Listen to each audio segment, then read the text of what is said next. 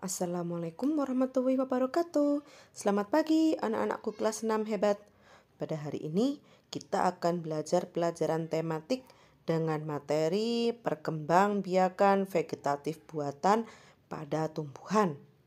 Materi ini merupakan materi tema 1 subtema 3 dengan muatan pelajaran IPA.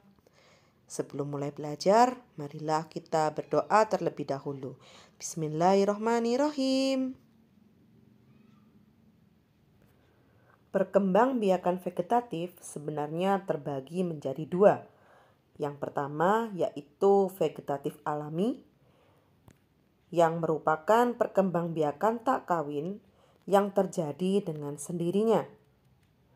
Sedangkan yang kedua adalah vegetatif buatan, yaitu perkembangbiakan tak kawin yang terjadi karena bantuan manusia. Pada pertemuan sebelumnya, kalian telah mempelajari perkembangbiakan vegetatif alami. Sekarang kita akan belajar tentang perkembangbiakan vegetatif buatan.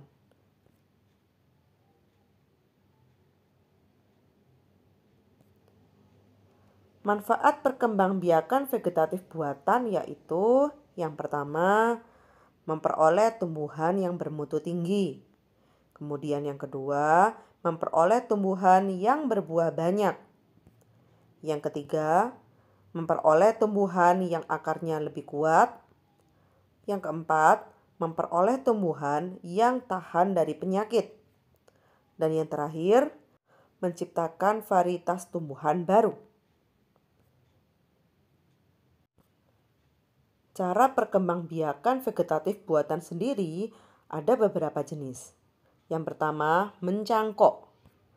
Yang kedua, menyambung atau mengenten. Yang ketiga, okulasi atau menempel. Yang keempat, stek. Dan yang terakhir, merunduk. Kita bahas satu persatu ya.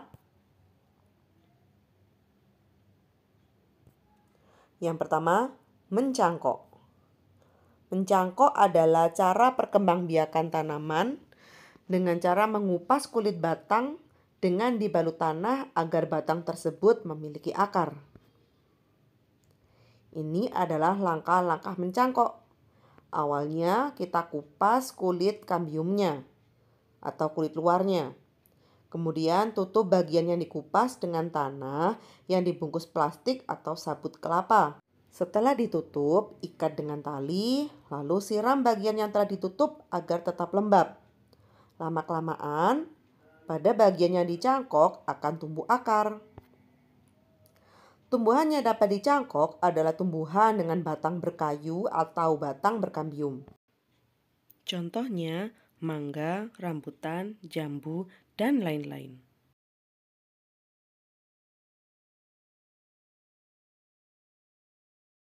Yang kedua adalah menyambung atau mengenten. Mengenten atau menyambung adalah menggabungkan batang bawah dan batang atas dua tanaman yang sejenis. Langkah-langkah menyambung adalah yang pertama, potong bagian batang dari suatu tanaman. Kemudian, potong bagian atas tanaman lain yang sejenis. Langkah berikutnya, sambungkan kedua batang tersebut menjadi satu, lalu ikat keduanya. Tumbuhan yang dapat disambung adalah beberapa jenis buah dan ketela pohon. Yang ketiga, okulasi atau menempel. Okulasi adalah menempelkan sepotong kulit pohon yang bermata tunas untuk ditempelkan ke batang bawah pohon lain yang sejenis sehingga tumbuh bersatu menjadi tanaman yang baru. Berikut adalah langkah-langkah okulasi.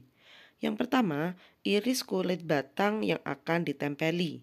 Kemudian, iris kulit batang yang memiliki tunas sebesar irisan batang yang akan ditempeli. Langkah berikutnya, irisan yang memiliki tunas ditempel pada batang yang akan ditempel. Dan yang terakhir, potong bagian atas batang jika tunas telah muncul. Tanaman yang dapat diokulasi contohnya singkong, belimbing, karet, dan lain-lain. Yang keempat adalah stek. Stek adalah metode perbanyakan tanaman dengan menggunakan potongan tubuh tanaman. Stek memotong bagian tanaman induk yang telah tua. Contoh tanaman yang dapat di stek adalah singkong, tebu, kunyit, bunga mawar, dan lain-lain. Jenis-jenis stek terbagi menjadi dua. Yang pertama, stek batang. Kedua adalah stek daun. Perbedaan dari stek batang dan stek daun terletak pada bagian tanaman induk yang digunakan untuk stek. Stek batang menggunakan batang induk tanaman yang telah tua, sedangkan stek daun menggunakan bagian daunnya. Yang kelima adalah merunduk. Merunduk adalah menimbun bagian cabang tanaman yang tumbuh memanjang di permukaan tanah. Berikut adalah langkah-langkah merunduk. Yang pertama, rundukkan cabang tumbuhan. Kemudian, tanam cabang tumbuhan tersebut. Kemudian, potong tangkai tumbuhan yang dirundukkan setelah tumbuh akar. Lalu, tanam hasil rundukan tersebut di tempat lain. Contoh tanaman yang bisa menggunakan metode merunduk adalah apel, anggur, stroberi, dan lain-lain. Demikian penjelasan dari Ibu. Terima kasih atas perhatian kalian. Ibu harap dapat membantu kalian untuk lebih mudah memahami materi perkembangbiakan vegetatif buatan pada tumbuhan. Namun, jika terdapat kesulitan, silakan bertanya kepada Bu Yeyen dan Bu Nunu.